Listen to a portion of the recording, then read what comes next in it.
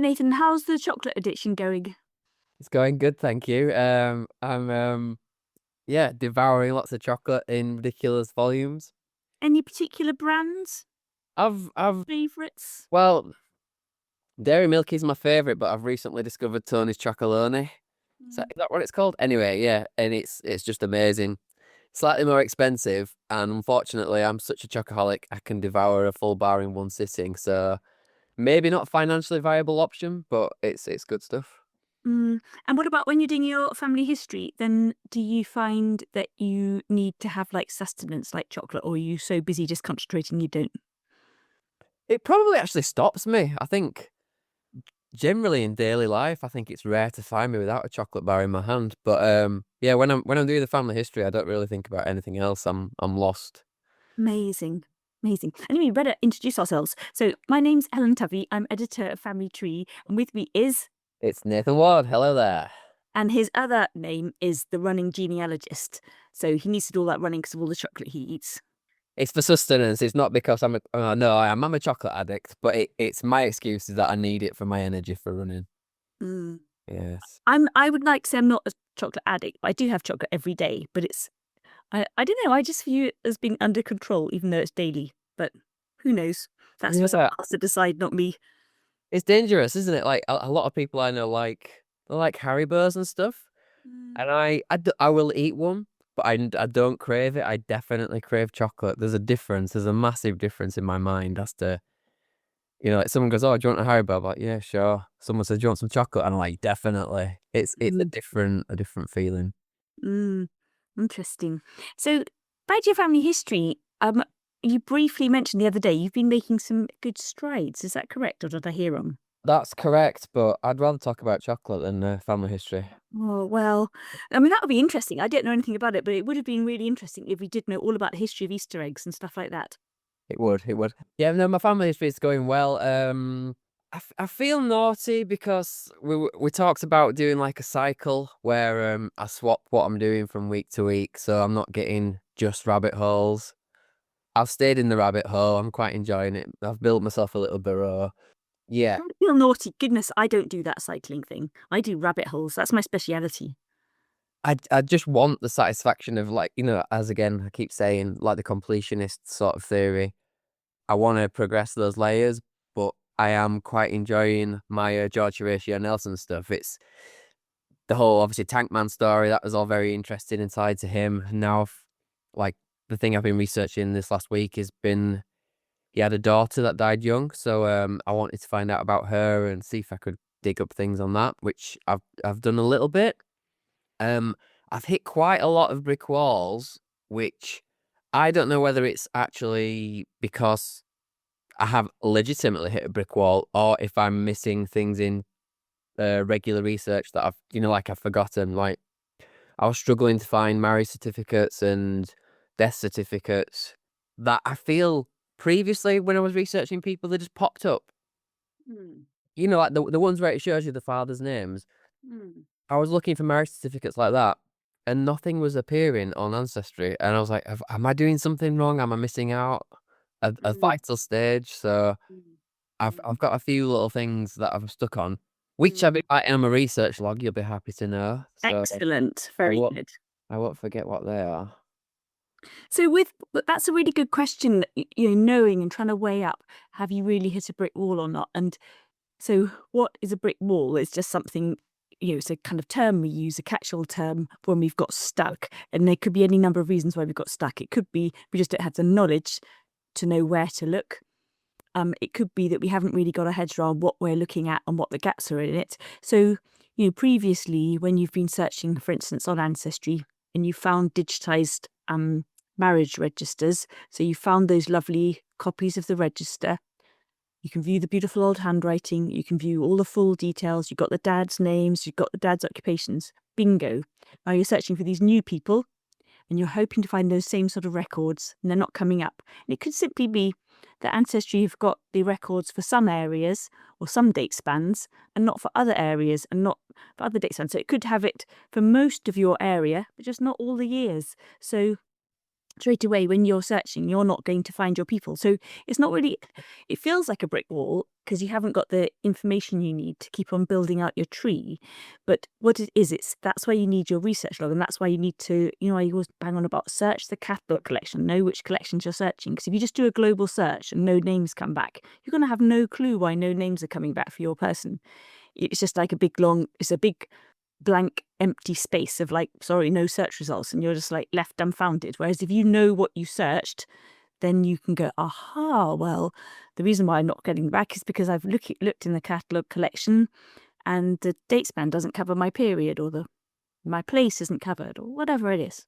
So Yeah. you've understood what you've searched for. Yeah. I think that's quite an interesting thing where a lot of the stuff I have initially done has come to me straight away. So I've searched for so and so marrying, and boom, it's there.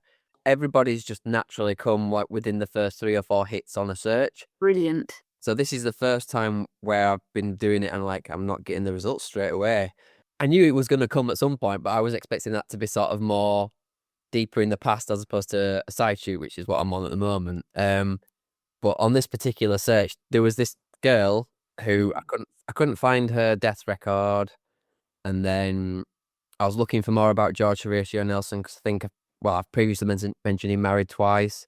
I can't find any details of the marriage, so I'm struggling to find the maiden name of the second wife, and also I can't find her death. But equally, well, I can't find her death, and obviously her death, she was a Nelson at that point. She had George Horatio's surname, and so it was just like 3 hits straight away that were just like, well, they're not appearing for me. What do I do? Am I doing something wrong?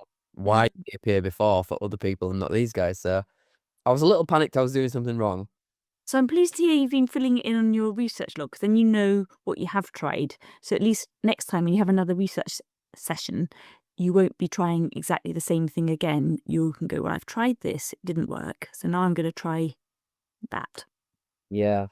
And within that, I've found a few discrepancies as well that I want to ask you about, actually. Oh, yeah. So, obviously, I'm obsessed with George Horatio Nelson because he's got an awesome name. Hmm. I found on a census that he was born in Sheffield. Hmm. And I think that was like the 1921 census. So at the end, it says birthplace Sheffield. But then there's another one that says he was born in Eccleshill. Hmm. And the two, 100% the same person, Hmm. but the details are completely different. So Hmm. this birth is in Sheffield, and then another one says it's Eccleshill. I'm inclined to think it's the Eccleshill one because that's the local area, which is Hmm. That's just part of Sheffield, isn't it? no, it's part of Pudsey. Oh, but I think in Sheffield, isn't there Ecclesall Road? Oh, So he could live in that part of. could just be like one of those happy accidents then, where 2 places are named the same, but it's completely different. Yes. So Right. what you need to do is, first of all, just double check there aren't 2 George Horatio Nelsons of a similar age knocking around in Yorkshire, in where are we, the late 1800s. So you could go on that free BMD website, search on the name, search for the birth year, give or take 5 years, and see who else comes up. And if you find there's a massive fad that all of the parents are calling there's a big Nelson clan and there's loads of them, then you're going to know you're going to have your wits about you. But hopefully, you will find there aren't that many. Yeah? Yeah. So that's one option. And then the other thing, which is I think it's always really interesting to consider, is when it's a census, what is the relationship of your person to the rest of the household? So if they're there, mum, dad, they're the 3 kids, and George Horatio Nelson is one of the kids. It's a good chance the parents are going to get their own kids' details correct. But on another instance, let's say George Horatio Nelson is a lodger in a different house, then there's every possibility that the family he's living with are going to get it a bit wrong, and he's out on a shift that night when they're filling in the census form, and they go, I'm sure he comes from Sheffield, Ecclesall, whatever, and they just do it to the best of their knowledge, and they go, it's only a paper form, who cares, let's get this job done and send it off. And they don't realise that 100, 120, 140 years later, it's going to cause someone else hours of work to put this straight. Yeah. I think another thing is I saw him on I don't know how I got there. Again, I was just milling about on Ancestry, and I got onto somebody else's family tree Mm. that had George Horatio Nelson, and they'd gone for the Eccleshill in my area as the birthplace, and Mm. I've gone for Sheffield on mine, but Mm. they've definitely gone for Eccleshill, Appley Bridge sort of area. Mm. So then it had me questioning, like, am I right? Or are they right? Or are we both wrong? And so then there's another thing which is always worth trying, and particularly if you've got ancestors in England or Wales, is that family search mapping website. And so if you Googled the words map family search in 1851, then it will come up pretty near the top of the list. And Okay. on there, you can search by a place name and it will come up with all the different Eccleshalls that are all around the country. And so then you can go, oh my word, I had no idea that there were that many. And although it might be feel a bit overwhelming to find out there are several places by a name, it's much better to know that you've got that possibility of getting in a muddle with a different place rather than blindly think there is only one place by one name. Yes. You're feeling weaker and weaker and more like this is a a task with diminishing likelihood of It getting solved. yeah, it because I feel like I've done some good research. Hmm. And now I've just brought up the 1901 census, and that's giving me even more information that looks wrong to me, and I'm like, oh my God. So do you know what? If it's starting to feel wrong, then what I would do is go back to the last place where you felt. Imagine you're a detective and you're following a live inquiry, and so now it's getting confusing for whatever reason. So you're going to go back to the last time in your research where you felt confident. Yeah. Okay, that's when I took my DNA test. And then you're going to start building out again. Yeah. And what, even in the few weeks and months you've been doing family history, you'll be so much more knowledgeable and experienced, and you're aware of pitfalls that can happen and aware of possibilities that can help you. Yes. So that's, I've given you a checklist of things you need to do. You need to find out, are there any other George Horatio Nelsons you're getting in a muddle with? You're going to find out, just to be sure, while we've established there are two Eccleshalls, you're going to make sure whether there are any more. So you can look on that family search mapping website. I mean, the guy who's Eccleshall in one place and Sheffield in another, he feels to me as though he could very much be the same person as himself. And he's just been more precise about the location in one record than the other. Whereas your Mm, Pudsey one might be a different person entirely, or it might be your Pudsey one actually wasn't Pudsey after all, he was in Sheffield. yes. I mean, it gets worse. Like, I Keep am going then, tell me. I'm looking now. So the 1901 census for George Horatio Nelson, I've got him. It's him, his wife Margaret, his children Edward and Ida, and is that another George? Which matches up with what I've got. And that's saying, this is the 1901, saying that he was born in Derbyshire. Yeah, Bakewell, Derbyshire, it's saying. But then later on in this very same document, it says the civil parish is Eccleshill, and then the registration district is North Byerley. Hmm. I did some research on this. I felt quite proud of myself. Hmm. The North Byerley doesn't exist anymore.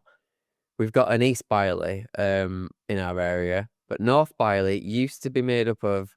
Again, I quite enjoyed this. The first three places it said it was made up of was Carvely, Driglington, and Cleckheaton, which all three places have like massive significance to me at the moment. It's quite amusing. That's like, oh, I know all those places and I go to those places all the time, and a bunch of other places. Anyway, so I established that that was like some sub district of Yorkshire. I don't know why I said Yorkshire like that. So that rings true. It's right. It's the right area. Yes. Yeah. But then yeah. So it says he's born in Bakewell, Derbyshire. So flicking forward in time to the 1911 census, Mm. it says he was born in Sheffield. Mm.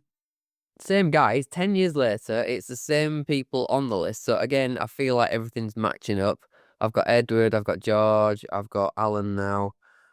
It feels right. Everything's following. He has aged 10 years. He has the same children. Mhm. It's weird. I mean, I might be getting just caught up in little silly details, but because like I never actually intended to have a birth location as part of my growth of the tree. I don't know why, but like the core information I was going for. But now I've included it. It's just obviously it's another clue, isn't it, to make me clarify whether it is the right person. But these are all reading as the right person. So I just went to FreeBMD while you're talking, so I thought we've got to get to the bottom of this. How many George Horatio Nelsons are there? So I just went to freebmd.org.uk, put in first name George Horatio, and for you're really lucky because sometimes some of our ancestors do this and sometimes they don't. They include their middle name. And so it's fantastic that he seems to so consistently use his middle name. And so I searched on that, put in his surname Nelson, no other details, no years, just searched on births, and 8 or so people came up. 1, 2, 3, 4. Yeah, 8 people came up. But looking at the places where they were born and the date span, so there's 8 people between 1854 and 1903 were born in England and Wales. So that's not very many. It's kind of 1 every 5 years, isn't it? Yeah. And the places where they were born were Banbury, Newington, Hull, Cambridge, Ecclesall, Barnet, Islington, and Plymouth. So there's only 2 Yorkshire places, Ecclesall and Hull. And the Hull one is born 1861. Right. And the Ecclesall one is 1869. So we kind of hope that is that your guy, 1869? Yes. Yeah. And this is another thing. His date of birth, there's a little inconsistency with that. So one of the records said 1867, Yeah. but the birth wasn't actually registered till 1869. Ooh. So I think you're pretty good to go with your the one you've got, the 1860. I don't think you're going to be getting in a muddle with anybody else. I think for whatever reason the birthplace is throwing you a bit. So the other thing you can do is just keep a record of all of these places and don't pin your hopes on any particular one yet. And you're over time you'll get a feel for which one keeps being the place which keeps coming up most consistently as his birth. You Yeah. can always say as well, if it's a more precise location, then that's more likely to be accurate. So, if you're saying a village, that probably would be the village. Whereas if you're saying the town, like I might say I come from Peterborough, I might come from Grantham. But even though I've never actually lived in Peterborough or Grantham, it's just because if I say a village name, everyone will go, I don't know where that is. And so you just say the nearest big town. So that's something which our ancestors do in the records as well.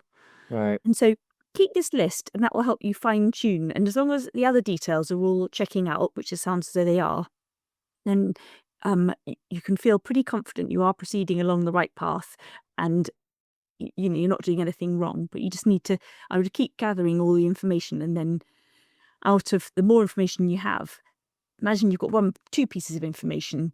One of those, and they differ from each other. One's right and one's wrong, and you don't know which one it is. Whereas when you've got 20 pieces of information, at that point, you've got more granular level, haven't you? And you could have go out of those 20 pieces of information about his birth, 17 of them say this, or give me a clue that it's this. And they might not say exactly the same word, but they tally with each other. They don't, Yeah. yeah? I guess as well as when I research his parents, I'll probably find out more, won't I? If Mm-hmm. Sheffield comes up again in the parents, like where they lived, Mm-hmm. then it answers that question. Definitely. And his siblings as well will help. If he's got older and younger siblings and Don't want to look at siblings. they're all getting born in Sheffield, then that will help yeah, the family's just in Sheffield. Yeah. I don't need any more rabbit holes. No, they're not rabbit holes. So who's George Horatio? Is he your great grandfather? I've forgotten again what he is. He is my second great grandfather. Excellent. So you do want his siblings, because if he's your great grandfather, the descendants of his siblings alive today are your third cousins. So there's a very good chance if any of those third cousins have matched, they'll turn up in your DNA list. I think there's a 90% chance. So there's a very small number of third cousins you won't match with, but the vast majority of your third cousins you'll share a tiny bit of DNA with, and they'll be in your match list. So if you found these siblings for George Horatio, found the siblings' children and the siblings' children and the siblings' children going down forward in time, they're your DNA matches. Right. I've said that before. Yes, I'm terrified about it, but yeah, we'll get there. Yes, it's So fun. So the siblings are worth it. yes, and sorry, let me pick your brains a little more whilst we're here. Um, in the 1921 census, it estimates George Horatio's birth as 1867. Yes. And I had 1869 in my head as well, which is what you've confirmed before. But that was it was the christening or Mm. baptism. Sorry, was 1869. Now they wouldn't have lasted 2 years, would they? No, so if you left it to register the birth, then you would get a fine. So I think you're only allowed roughly about 6 weeks, and then you get a fine if you haven't registered Right. anything. I think that I don't know when that rule came in, but I'm pretty sure it's been in for ages. So a lifetime that it would qualify for his birth. We can find out that for sure, though, or somebody could let us know. So, but that's only one other record. So we've got the primary record. So we've only got the index details on FreeBMD saying that he was born in 1869. So Mhm. that's a record made very likely within close approximation to his date. It's going to be accurate. You did sometimes get parents whose baby was registered after the 6 weeks, and then they just fudge the details. And instead of saying, let's say the baby was born on the 1st of February, they got the 6 weeks have elapsed, and you go, yes, the baby was born on the 28th of February, and because they're just going to fudge it by a few weeks so they don't get the fine. But it's going to be within a few weeks. It's going to be accurate on the whole. Where this 1921 forecast backwards, which gives you a predicted date of 1867, is far more likely to be wrong because that's a date made. It's a date recorded decades after the event of his life. And for whatever reason, on that 1921, does it say who filled in the census form? Is it him? Let me look. I think it might be because he's got quite a nice signature from what I remember. Yeah. And so he could have got his own name, his own age wrong, which is given a predicted wrong birth year. He said he's 54 on the 1921 census. Let me just look 10 years earlier. So he's not going to be 54, is he? Well, he was 41 allegedly on the 1911 census. He's just got in a muddle how old he is. It happens. He's probably got a little bit of early onset um, forgetfulness. He's just forgotten how old he is because he's Mhm. just accidentally tacked on 2 years to his age. Right, so we're definitely going for 1869. That's cool. Yeah, because on FreeBMD there wasn't another option, and if his previous census, that age tallies, Yeah. doesn't it? It's just this one record. So that's the advantage. You know, when I said like gather all his birth, all the every record where it mentions his birthplace, put it down. You'll gradually clarity will emerge about which is the correct piece of information or the most likely to be factually accurate. And it's the same with the dates as well. Keep gathering the predicted age, predicted year of birth, and you'll be able to see what the anomalies are and what the correct thing is. So he's just accidentally forgotten how old he is, or I don't know what he's done. I mean, it can happen. Yes, I've added a few it's, years. it's possible to forget how old you are. Yeah, definitely. Like I said, he's had a rough life. He might just be totally in a fudge and just wanted to forget everything. Hmm. Hmm.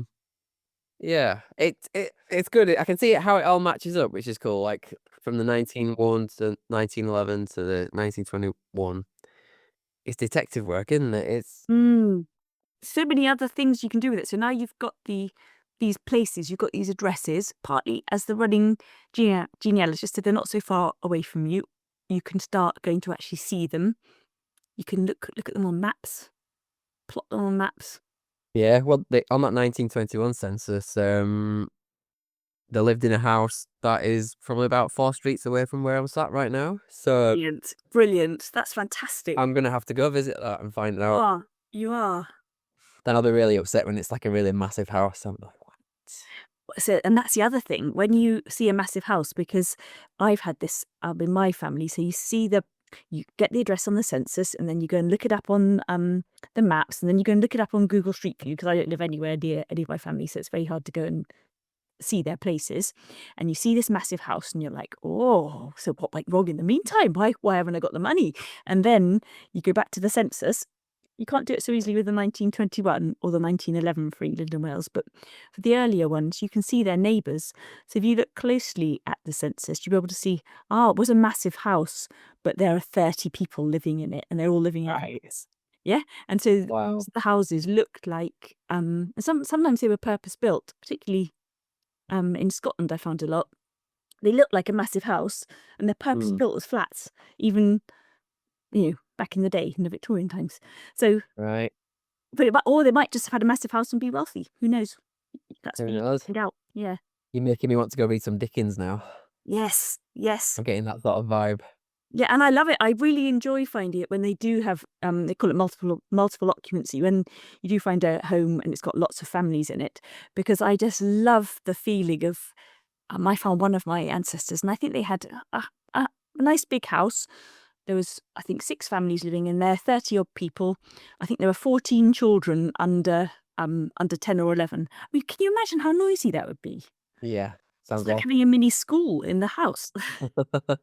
So it just gives you a flavour for your family. It's really fun. Yeah. No, it's really cool.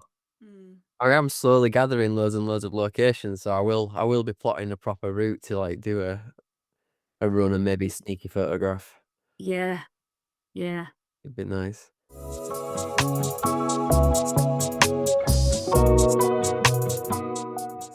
I feel like I'm hijacking this. I thought we were going to talk about your homework, but I've got so many questions. Oh, keep going with the question. I love it. I just love talking about it. Just go for it. Or, So, my favorite relative, George Horatio Nelson. mm, Obviously, I've said before his wife died, and then he also had this daughter that died. mm, But I managed to find a little bit about. I think previously I mentioned I hadn't found a death certificate. I didn't know how old his child was when she died, or if in fact maybe she moved away or something like that.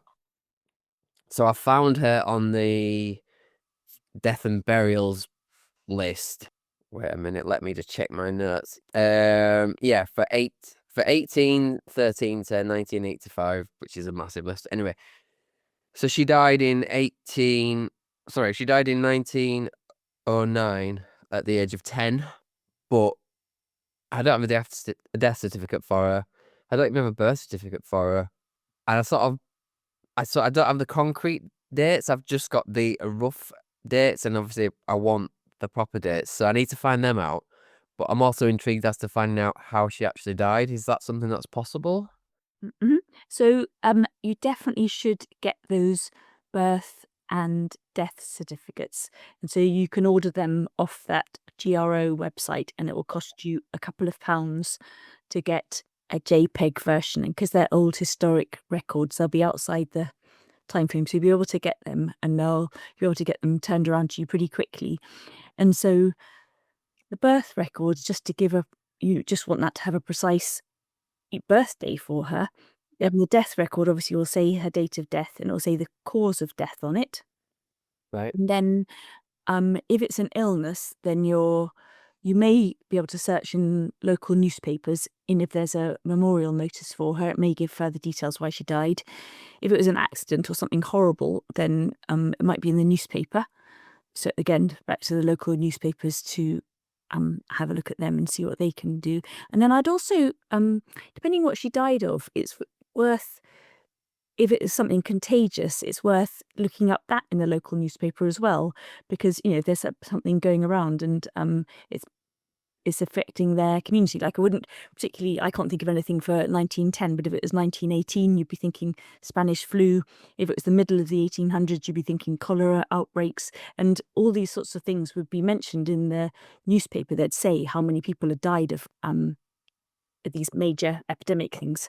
So that's just useful to put your ancestors' demise and cause of death in context if it has got a relevance to something else. Yeah. The time Well, when she dies and what she dies of, that gives you a flavour. yeah. Well, her mother died as well, like about a year later as well. So I wondered Mm. if it was something related that they were both ill or Mm. whatever. Which her mother died at the age of 40. So well, in my head that's obviously not that old, but back then would that be deemed old? No, that still would be deemed sadly young. But Mm.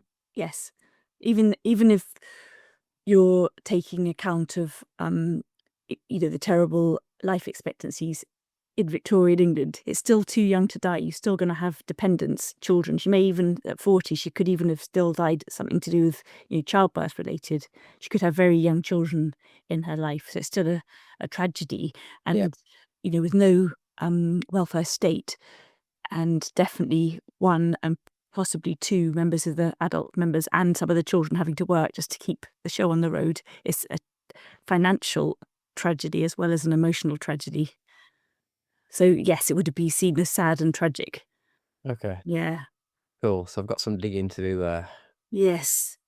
And my next question, I'm full of them today. I want to find this second marriage.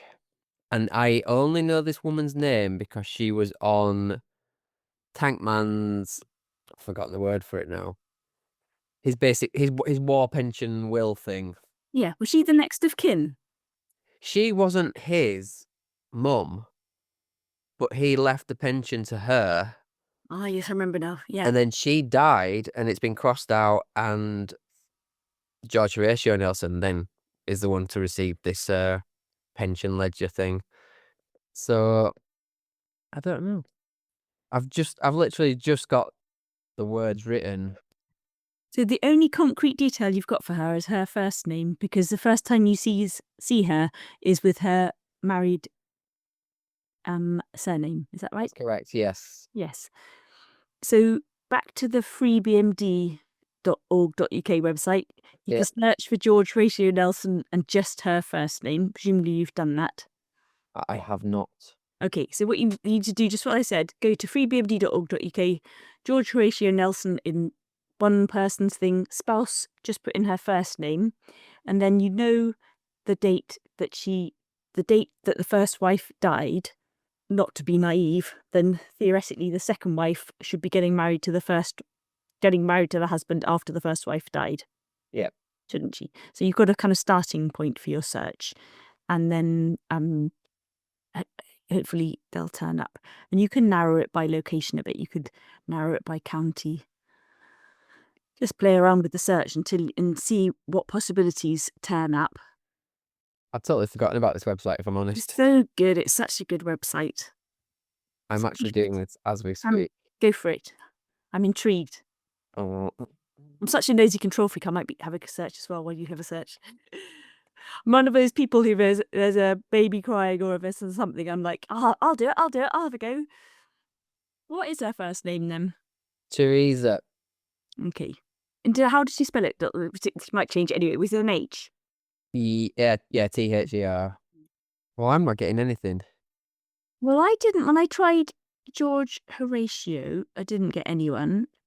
And then I thought, right, I'm going to take out the Horatio. Oh, yeah. So I've got quite a few, but then scrolling down the list, they're not very good location-wise. Right. Yeah. Well, she died before the end of the war.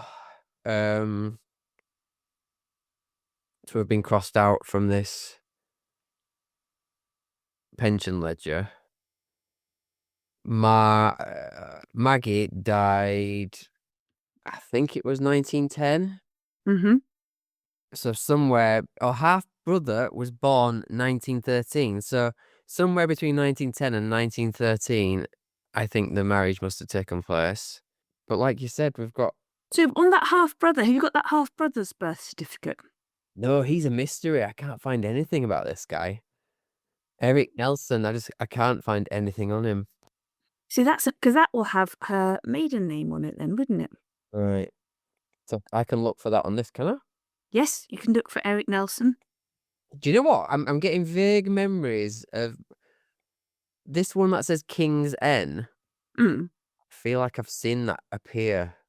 I feel like he married her in a weird... I don't know why. I've got an inkling that he's married her in a weird location and then come back to Yorkshire.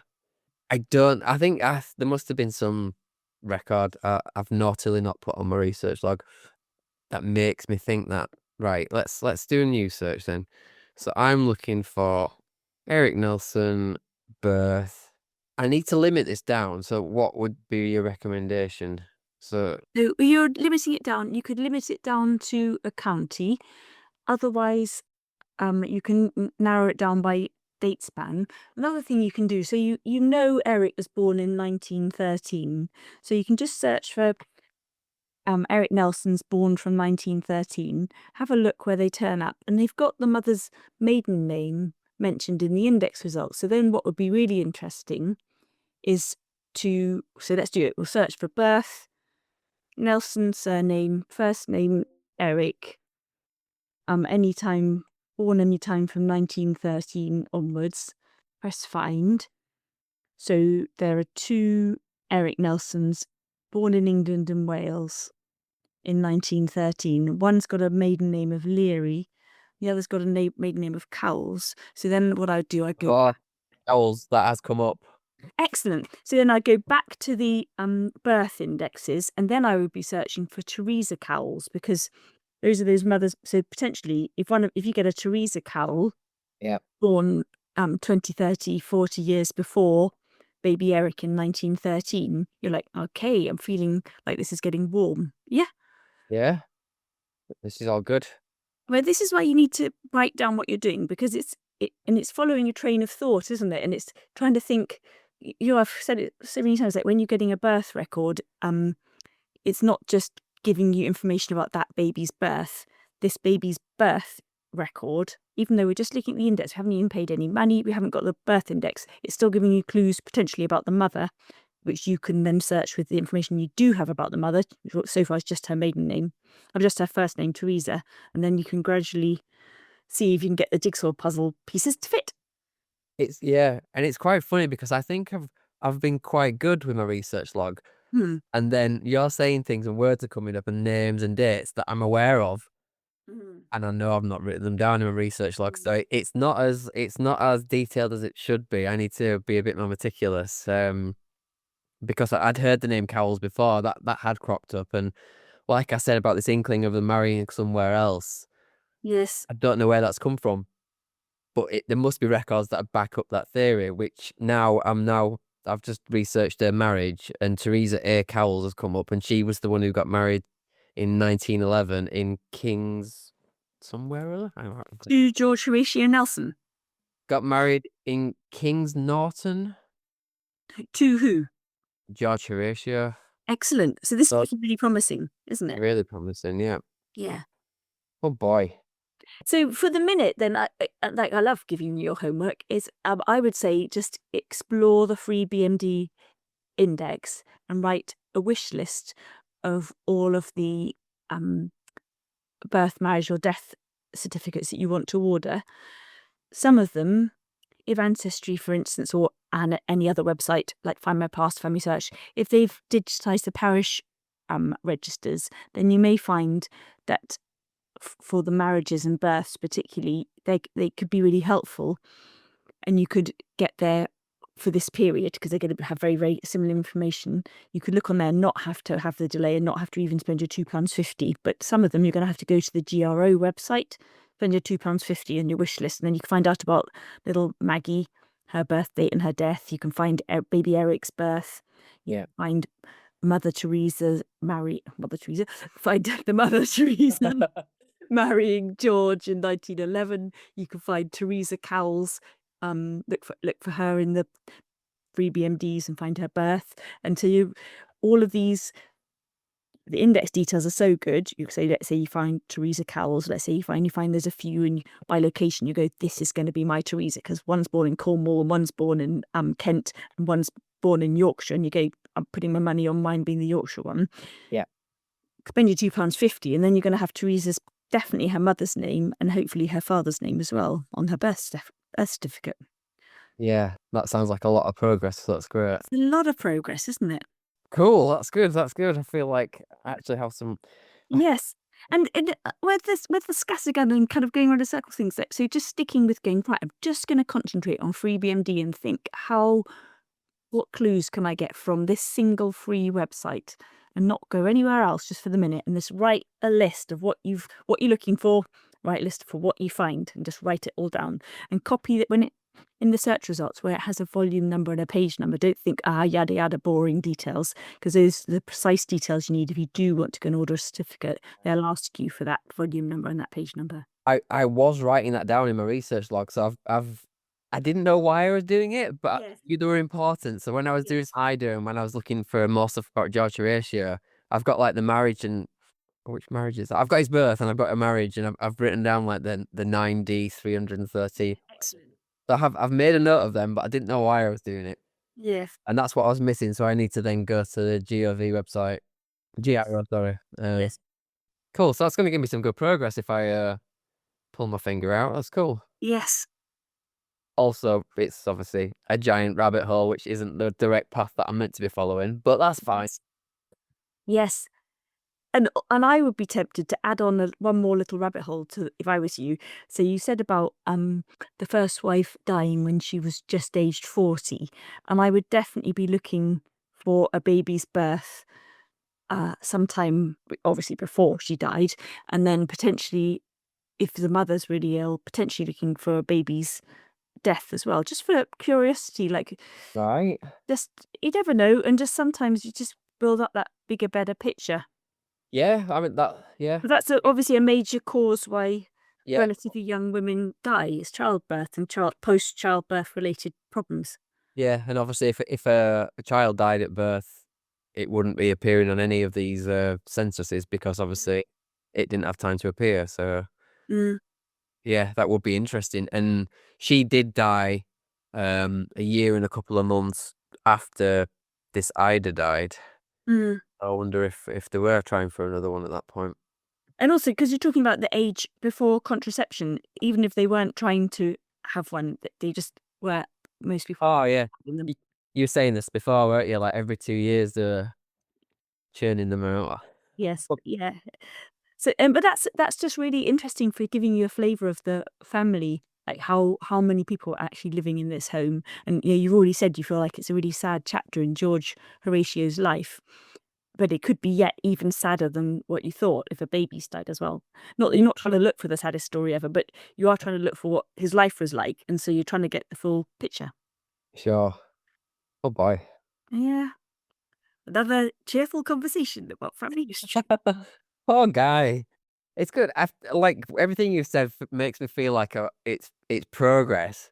But then in my head, I'm seeing the family tree map, Mm. and it actually isn't going back any further because I'm just on this static line that's going across.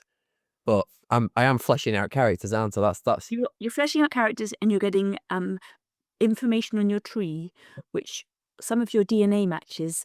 You're building your tree, you're adding these people to Ancestry. You're not even looking at your DNA results at the moment. Meanwhile, some of your DNA matches will be looking at their DNA match list and they'll see this guy, Nathan, and he's got this little tree. Oh, his little tree's actually growing.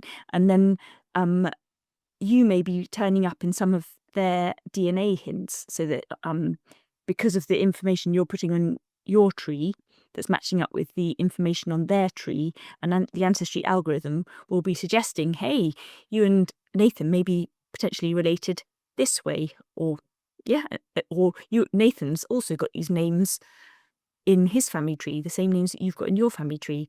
So you'll be helping potentially some of your DNA matches.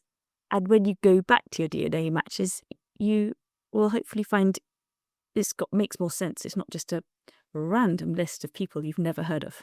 yeah. There might even be somebody called Cowles, or there might be called, that sort of thing. Obviously, you can't rely on a matching surname, meaning they're related via that line. But you, when you go back and look at your match list, you can searching, just go and like filter by surname. So the surnames you found, like Nelson and stuff, you could just go and pop Nelson into your DNA match list and say, well, who are there any other Nelson connections here? And just see and go, oh, that's interesting, and have a look at their trees and see if you recognise anyone. That's all So great. it's not a waste of time. All this sideways building and that second great grandparent level, it's really useful information for your DNA. Cool. I'm just terrified though because obviously there's so many other second great grandparents as well. It's like, am I going to be as involved in their lives as this particular strand that I'm fascinated by, or will I just be like facts, figures, numbers? Next one. No, I think you'll get. I think I definitely have a bit of favourite branches, yeah, but and individual favourite ancestors. But I think you'll still get into all of them. I said before, didn't I? Like initially, I wanted to follow that Scottish ancestor, Mm. or the one with the Scottish surname at least. I've not even touched her. I've not even shown any interest. I've gone off on this mother line, and it's yeah, it's got me.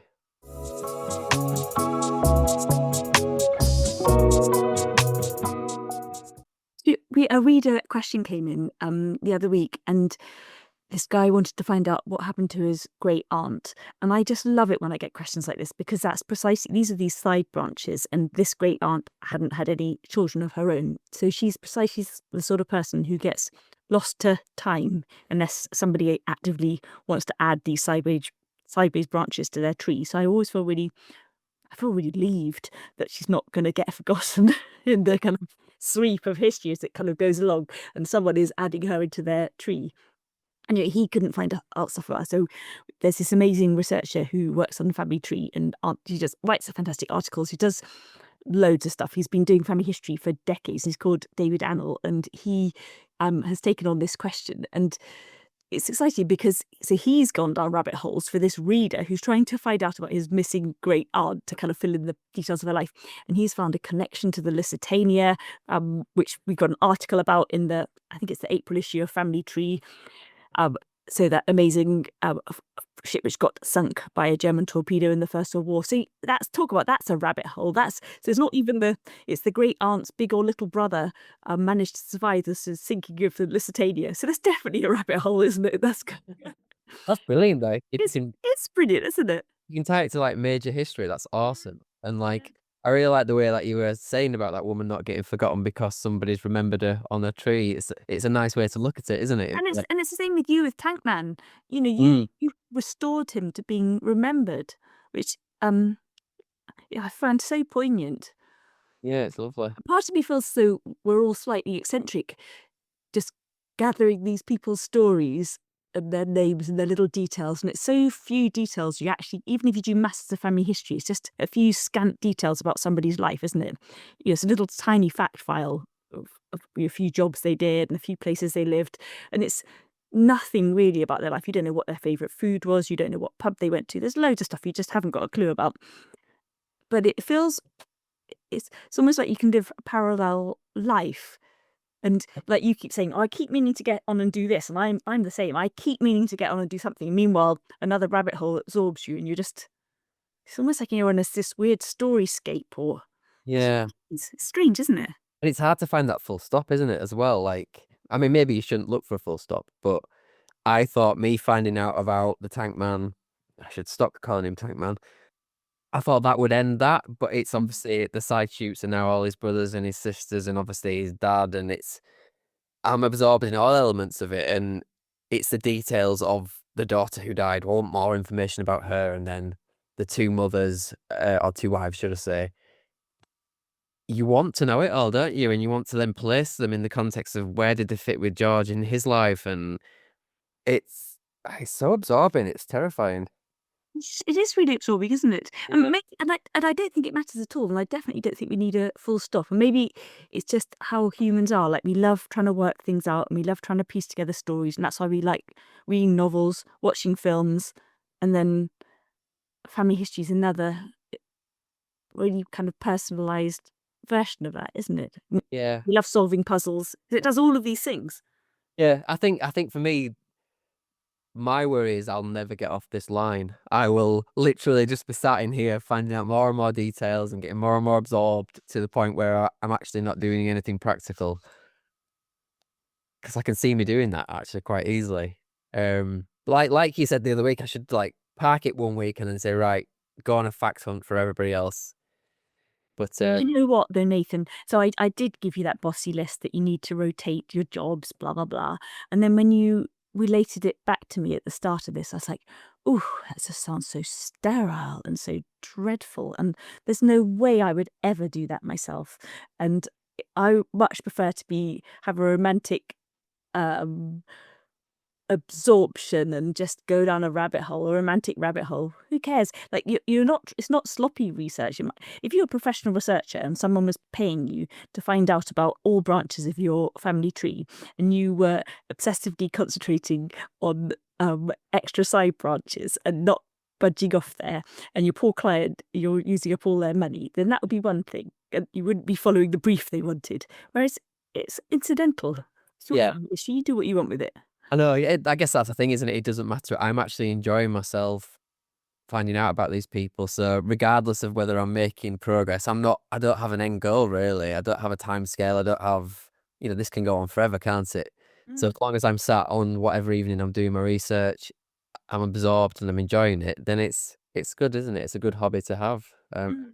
And you're learning like all the little lessons and things to remember that you're learning.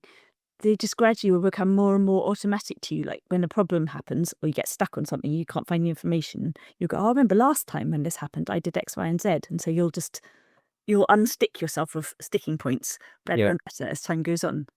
I definitely felt that, like I said, this last week, I knew I was missing something that was stopping me from progressing. I couldn't remember what it was, but it was that free BMD. Mm.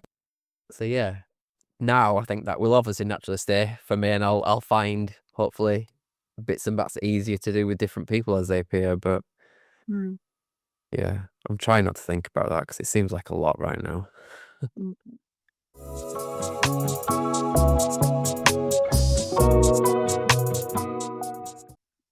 So quickly, shall I just quickly give you an update on my family history, which I think makes me laugh at myself so badly all over again.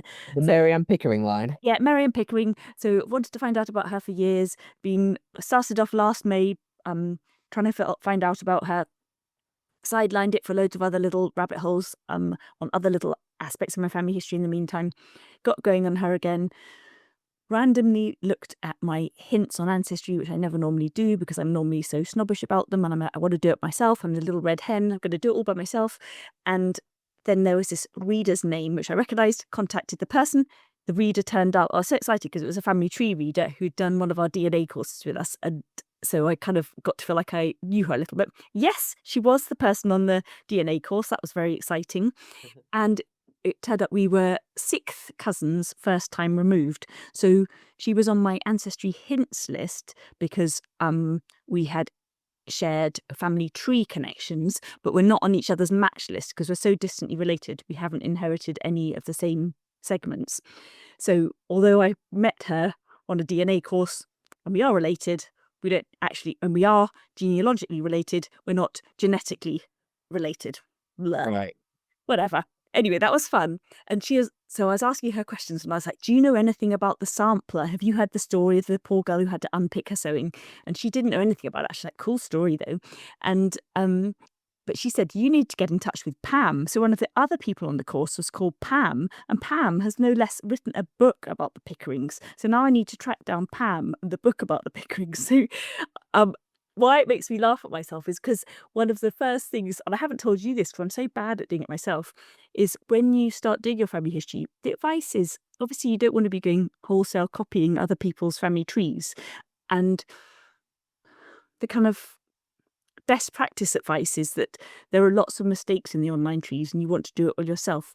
But one of the other pieces of advice is you should look and see what has already been done on your family. So, places your family lived or key surnames in your family, that sort of thing. There's every chance that someone else has already researched them, written a book about them.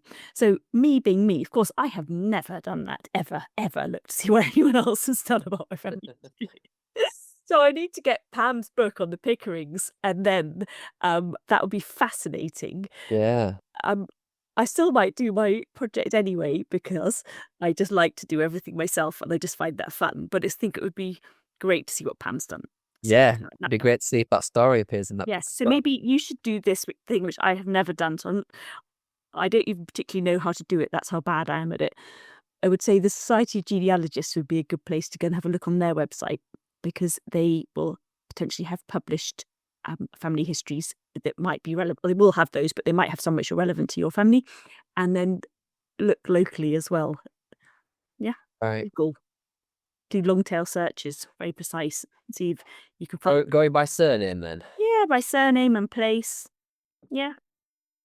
And see if anyone's written a story of the Wards of Pudsey or the Nelsons of Eccleston or whatever. Really, Yeah. really precise. I think there's actually a book about how we once left Pudsey, who went to Harrogate for the day and came back. Excellent. Yeah. Good half an hour. Shocking behaviour. Mm. That's cool though. So you've been in touch with this woman and had some Yes. banter. That's Yes. great. Yes. Really fun. So, and I need to follow up this Pam. Yeah. I love that. That's fabulous. I know. It's, yeah. That's so weird as well that all three of you were present on this one. What are, but I think so there's these, what is it? If you go back 20 generations and if you have got a lot of British Isles ancestry, within 20 generations, me and you will be related. Right, okay. Me, you and Matt will be related. We'll be related. Yeah. That'd be funny. That would be a good challenge to try and get to. Yes, it would be. 20 generations is quite a lot though. It is, yes. I'm struggling to get past 5 because I'm stuck on West Yes. Side shoots, whatever. Yes. Yes. But it is weird out of one course that we did on Family Tree that 3 of us were related. Yeah, that's fabulous. I love that. I know, it's cool, isn't it? And also that I mentioned a few minutes ago, that researcher, David Annell, who's a fantastic researcher, then me and him are related as well. It's like, oh, weird. Wow. Yeah, That is we've strange. got Orkney ancestors. So obviously that's a typical, I've got to stop waffling, but quickly. So he's got the Annell surname because he's a man and it's come down his male line. Okay. Mhm. Me, my surname's Tovey. That's even my married name. So me in the doing my family history, blah blah blah blah blah. Went back a few centuries. I was like, oh, Annell, I've got an Annell. So I started looking. I didn't even think of Dave. Didn't even think about it.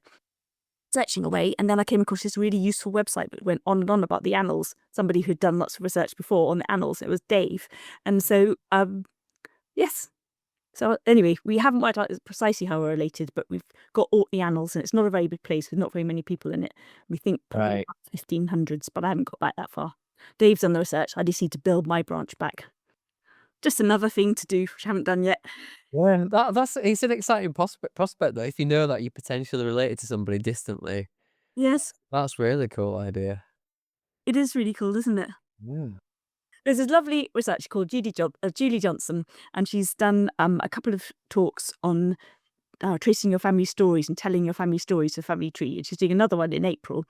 Anyway, she sent in an article and she was mentioning the Carries up in Scotland with the place names she mentioned. I was like, so I just replied, oh, thanks for your article.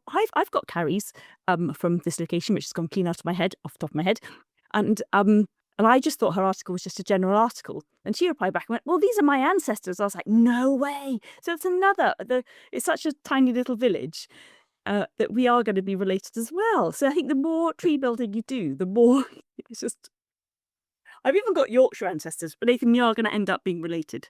Cool. We should have a Christmas party, invite all branches. Yes, yes. So everybody, thank you for listening. If anybody did listen, and we hope you found it useful.